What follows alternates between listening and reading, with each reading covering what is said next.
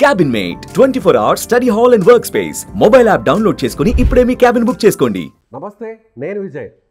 India Pakistan మధ్య జరుగుతున్నటువంటి యుద్ధ వాతావరణంలో ముఖ్యంగా అటాక్ కౌంటర్ అటాక్ చాలా పూర్తి స్థాయిలో జరుగుతుంది. ఇప్పటికే మన ఇండియన్ ఆర్మీ అలాగే మన ఇండియన్ ఎయిర్ ఫోర్స్ పాకిస్తాన్లో ఉన్నటువంటి 5 ఎయిర్ బేస్లను ధ్వంసం చేశారు. అలాగే పాకిస్తాన్కి సంబంధించినటువంటి ఫైటర్ జెట్స్ని పిట్టల్లా కూల్చేస్తున్నారు. ఇప్పటికే మొత్తం 5 ఫైటర్ జెట్స్ పాకిస్తాన్కి సంబంధించినటువంటి 5 యుద్ధ విమానాలని మనం నేల కూల్చేసాం.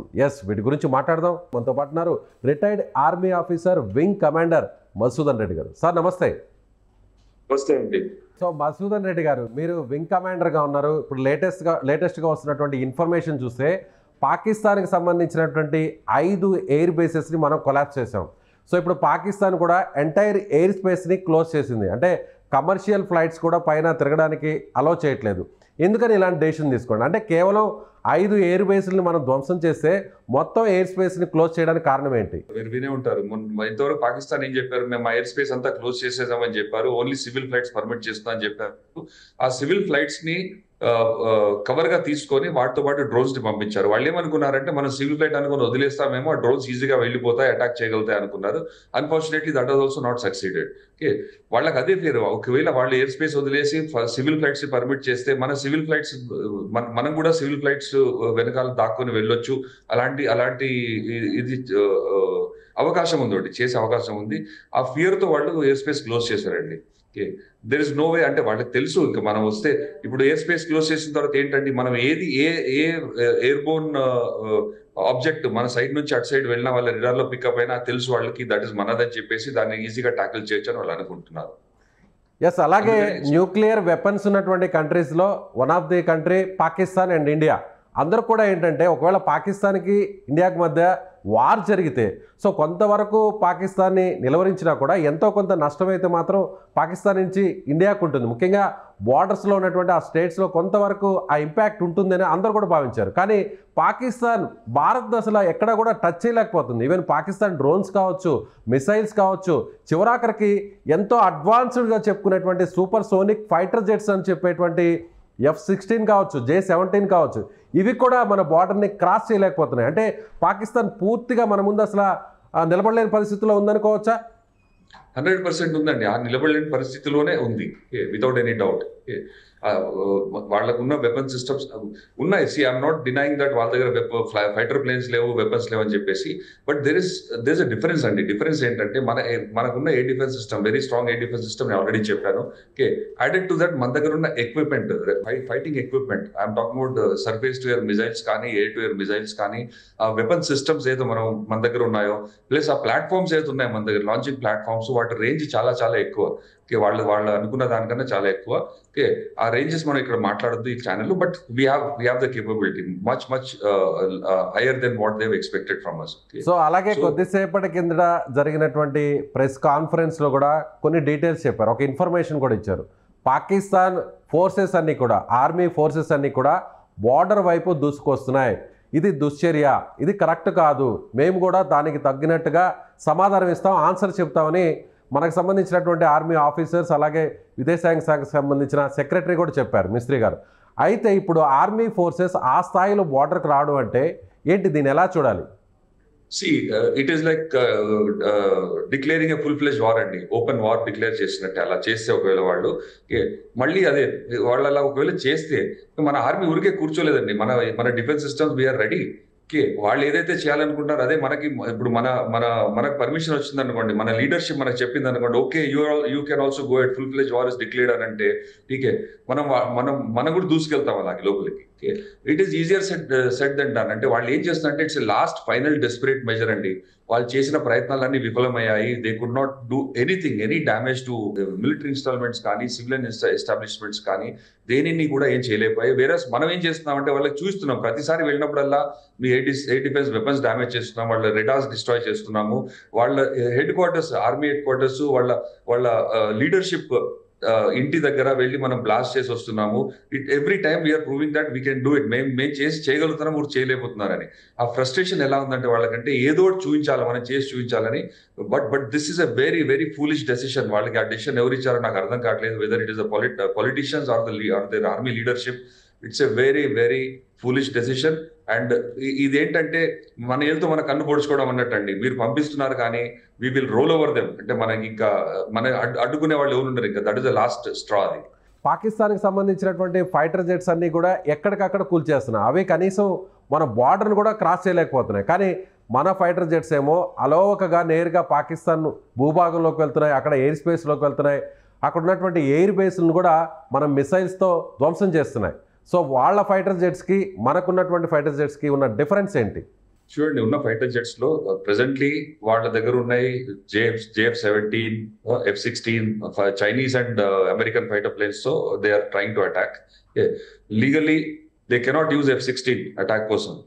F-16 USA పాకిస్తాన్ కి ఇచ్చింది ఎప్పుడంటే అప్పుడు వాళ్ళు ఆఫ్ఘనిస్తాన్ లో టెర్రరిస్ట్ మీద వాడడానికి తప్పితే ఇండియాతో అగ్రెషన్ వస్తే అది వాడకూడదని క్లియర్ గా రాసిందండి వాళ్ళ అగ్రిమెంట్ లో.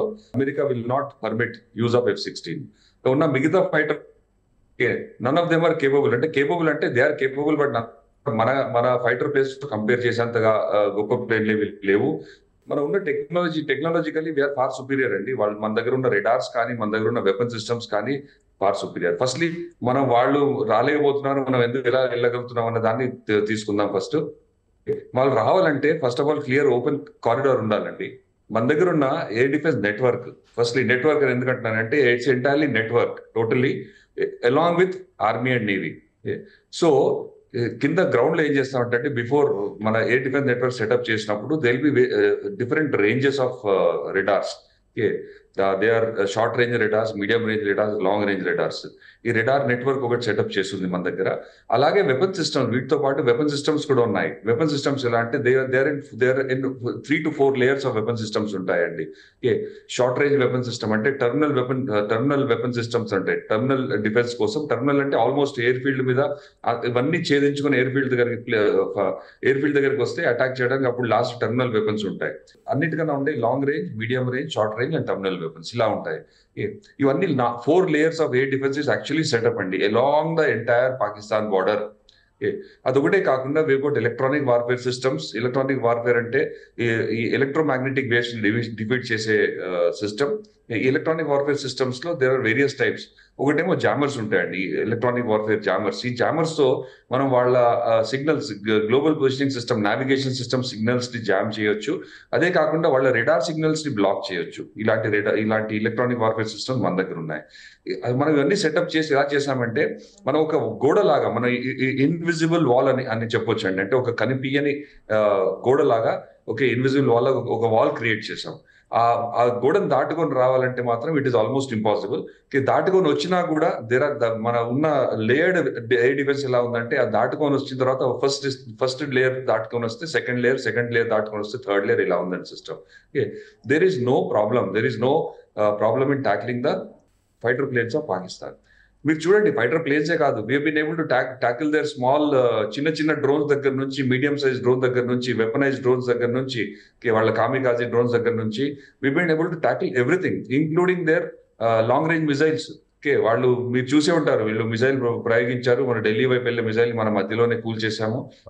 They are very well aware మన దగ్గర ఉన్న సిస్టమ్ తో మనం రాలేమని చెప్పేసి. మరి ఎందుకు ఇలా చేస్తున్నారు క్వశ్చన్ అడగొచ్చు. వీళ్ళకి ఏంటి ఆ ధైర్యం, ఎందుకు ఇలా చేస్తున్నారు? It's a total face saving exercise అండి. ఇప్పుడు ఏమైపోయిందంటే ఏ విషయం గురించి డిస్కస్ చేద్దాం మసూదన్ రెడ్డి గారు.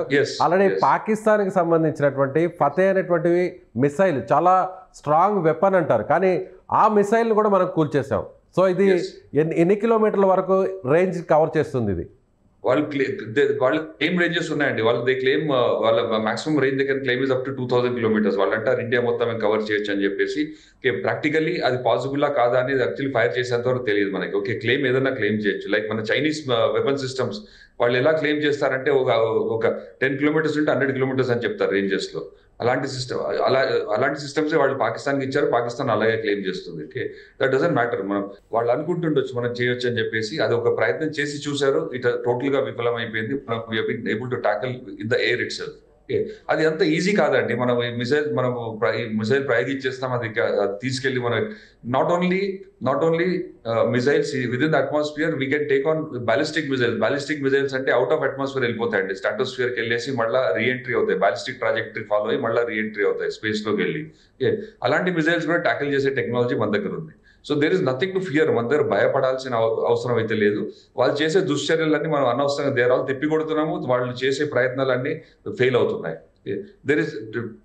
దెర్ ఇస్ నో కంపారిజన్ అండి, అంటే కంపేర్ చేసే అవసరం లేదు, కంపేర్ చేయొద్దు. కానీ బట్ ఇన్ ఎనీ కేస్ వాళ్ళు చేసే ప్రయత్నాలన్నీ విఫలమైతాయి, అది గ్యారంటీగా నేను బల్లగుద్ది చెప్పొచ్చు అండి. సో నిన్న విదేశాంగ శాఖకు సంబంధించినటువంటి సెక్రటరీ కూడా అలాగే ఆర్మీ ఆఫీసర్స్ కూడా ఒక ప్రకటన చేశారు. ఒకేసారి 400 డ్రోన్స్ని యూజ్ చేశారన్నారు. అంటే ఈ డ్రోన్స్ అన్నీ కూడా తుర్కియా నుంచి వచ్చాయనుకోవచ్చా? అంటే లార్జ్ స్కేల్లో తుర్కియా నుంచి ఇక్కడికి ఒక ఫ్లైట్ కూడా ల్యాండ్ అయింది. సో పెద్ద ఎత్తున వెపన్స్ కూడా అందించారు, వాటితోనే మన మీద అటాక్ చేస్తుంది పాకిస్తాన్ అంటున్నారు. మీరేమంటారు? ఇచ్చేయండి. అంటే ఆల్రెడీ ఇప్పుడు ఇచ్చారా లేదా ముందు నుంచే వాళ్ళ దగ్గర ఉన్నాయి, వాళ్ళ దగ్గర కొనుక్కున్నారా, చైనీస్ డ్రోన్స్ కొనుక్కున్నారు, ఇవన్నీ ఉన్నాయి వాళ్ళ దగ్గర. Of course they have the system. Okay, ఇచ్చి ఉండొచ్చు, డజంట్ మ్యాటర్. ఇచ్చినా కూడా మీరు 400 డ్రోన్స్ దే థాట్ ఇలా స్వామ్ వదిలితే మన ఎయిర్ డిఫెన్స్ సిస్టమ్ ని ఓవర్వెల్మ్ చేయొచ్చు అని అనుకున్నారండి. ఏమవుతుందంటే మనం that is also possible. Air defence system ని ఓవర్వెల్మ్ చేయాలంటే ఇలా లార్జ్ నంబర్స్ లో మనం టార్గెట్స్ చిన్న ప్లేన్లు పంపిస్తే ఓవర్వెల్మ్ చేయొచ్చు అని అనుకున్నారు. But our air defence system is full proof highly network. ఒక రిడార్ జామ్ అయినా కూడా ఇంకా మిగతా రిడార్స్ ఉంటాయండి. స్టాండ్ బై రిడార్ ఉంటాయి, స్టాండ్ బై రిడార్ ఉంటాయి. ఒకే నెట్వర్క్ లో ఒకే ఏరియా చూసేది ఓవర్లాప్ ఉంటుంది, రిడార్ టు రిడార్ కవరేజ్ ఓవర్లాప్ ఉంటుంది. ఒక రిడార్ వీళ్ళు బ్లాక్ చేయగలిగినా పక్క రిడార్ పట్టుకుంటుంది. ఇలాంటి సిస్టమ్ మనం ఎస్టాబ్లిష్ చేసుకున్నాం కాబట్టి there is no way they can come inside. 400 it's a great. In fact మనం చాలా ప్రౌడ్ గా చెప్పుకోవాలండి, 400 డ్రోన్స్ ని మనం కౌంటర్ చేసాము without any problem, without even a single drone hitting the target. వాళ్ళు అనుకున్న టార్గెట్ ని ఏ ఒక్క డ్రోన్ కూడా టచ్ చేయలేకపోయిందండి. ఓకే, మన టెరిటరీలో పడడం జరిగింది కానీ బట్ ఇట్ ఇస్ పడింది ఎక్కడంటే సివిలియన్ ఏరియాలో పడింది. వాళ్ళకి కొంచెం దెబ్బలు తగిలాయి. That is what it is. అంతకు మించి ఏం చేయలేకపోయాడు. So Madhusudan Reddy garu as a ex army మ్యాన్గా, మిలిటరీ మ్యాన్గా, సో ఇప్పుడు ప్రస్తుతం పాకిస్తాన్ దగ్గర అడ్వాన్స్డ్ వెపన్స్గా చెప్పేటువంటి ఏదైతే మిసైల్స్ కావచ్చు, డ్రోన్స్ కావచ్చు, ఫైటర్ జెట్స్ కావచ్చు, ఇవన్నీ కూడా ఆల్రెడీ యూజ్ చేశారనుకోవచ్చా? సో వాటిని మనం ఎక్కడికక్కడ డిస్ట్రాయ్ చేస్తున్నాం అనుకోవచ్చా? ముఖ్యంగా ఫతేగా అది చాలా అడ్వాన్స్డ్ మిసైల్ అని చెప్పేవాళ్ళు, కానీ ఇప్పుడు ఫతేని కూడా మనం మన భూభాగంలోకి రాగానే మనం దాన్ని క్రాష్ చేసాం, దాన్ని కూల్ చేసాం. ప్రతి మిసైల్ కంటే ఒక టార్గెట్ ఇస్తారు వాళ్ళు. యూస్ ఫతే కానీ ఆతఫ్ కానీ ఏదన్నా దే విల్ గివ్ ఇట్ ఒక టార్గెట్ ఇస్తారు. లాంచ్ చేసినప్పుడు దానికి ఒక టార్గెట్ డెసిగ్నేట్ చేసి పంపిస్తారు. Particular military installation or particular civilian establishment పంపిస్తారు. బట్ అది before it reaches the target we will destroy in the air. అది మనం చేసాం, అది మన అబిలిటీ ఉంది, అది చేసి చూపించాం మనం. Not once, more than once. చేసి చూపించాం. వాళ్ళకి అప్పుడు తెలిసిపోయింది ఇప్పుడు ఇంకేం చేయలేము, మనకున్న కైనెటిక్ వెపన్స్ తో ఏం చేయలేము. ఓన్లీ థింగ్ అని చేయదలుచుకుంటే వాళ్ళు ఏం ప్రయత్నం చేస్తున్నారంటే ఇప్పుడు ఒక let's use our human force, మన ఆర్మీని లెట్స్ వాళ్ళని వెళ్ళిపోమని చెప్దాం, ముందుకు వెళ్ళిపోమని చెప్దాము. But it's a very very stupid decision. వాళ్ళు ముందుకు వస్తే మాత్రం none of them will survive. Okay, వాళ్ళకు ఇంకా దట్ ఈస్ ద లాస్ట్ రా అండి. అది అయిపోతే ఇంకేం లేదు, వాళ్ళ దగ్గర మిగిలేదేమి ఉండదు. ఆ తర్వాత మోకాళ్ళ మీద కూర్చొని తలంచుకొని మమ్మల్ని క్షమించండి అని కోరుకోవడం తప్పితే ఇంకా వేరేదే ఉండదు. తర్వాత ఫైనల్ గా కంక్లూడ్ చేయండి. ఎక్కడైనా కూడా 3 విభాగాల్లో వార్ నడుస్తుంది, ముఖ్యంగా ఎయిర్ ఫోర్స్, అలాగే ఆర్మీ, నేవీ. ఎయిర్ ఫోర్స్ పూర్తిగా ఫెయిల్యూర్ అయింది అనుకోవచ్చా పాకిస్తాన్కి సంబంధించి యాజ్ ఏ సీనియర్ ఆఫీసర్, రిటైర్డ్ ఆఫీసర్గా, వింగ్ కమాండర్గా? ఎస్ ఎయిర్ ఫోర్స్ పూర్తిగా ఫెయిల్ అయింది, పూర్తిగా విఫలమైందండి. We're going and destroying their airfields also. వాళ్ళ రన్వేస్ డిస్ట్రాయ్ చేసి వస్తున్నాము. వేరే వాళ్ళు ఏమి చేయలేకపోతున్నారు. ఎందుకు చేయలేకపోతున్నారు? దర్ 2 థింగ్స్ అండి. One is the weapon system. Okay, మనకి ఆల్రెడీ సుపీరియర్ వెపన్స్ ఉన్నాయి, వాళ్ళ దగ్గర రానివ్వట్లేదు. ఓకే, ఆ వెపన్ రిలీజ్ చేసి జోన్కు రానియట్లేదు. Secondly, the man behind the machine, training అండి. Look at the training part. మన ట్రైనింగ్ ఎక్కడ మనకి ఎలా ఉందంటే we been doing so many international exercises with so many forces, అంటే western forces, eastern forces, okay, అన్నిటితో మనం ఎక్సర్సైజ్ చేస్తున్నాము. మన war readiness, okay, the battle readiness is much higher state. We're 24/7 మన ట్రైనింగ్ ఏదో ఒకటి నడుస్తుంది. మనం ఎన్ని ఇంటర్నేషనల్ ఎక్సర్సైజ్ చేసినా ఎక్కడికి వెళ్ళినా కూడా ఇట్ వాస్ ఆల్వేస్ అప్రిషియేటెడ్ అండి. The way Indian air force performed in the international exercise has got lot of appreciation from lot of foreign countries. అది చూసే they look up to us now. ఎందుకంటే వాళ్ళు so many foreign countries అండి, friendly foreign countries మనని అడుగుతున్నారు, please మాతో వచ్చి exercise participate చేయండి, there is so much to learn from you అని చెప్పేసి. That is also very important aspect, the training part, man behind the machine అనేది, man or women behind the machine, most important aspect. ఈ training plus the system that we're operating, machine and the man behind the machine they are the best. ఇంకా దీనికన్నా ఇంకా better ఏముంటుందండి.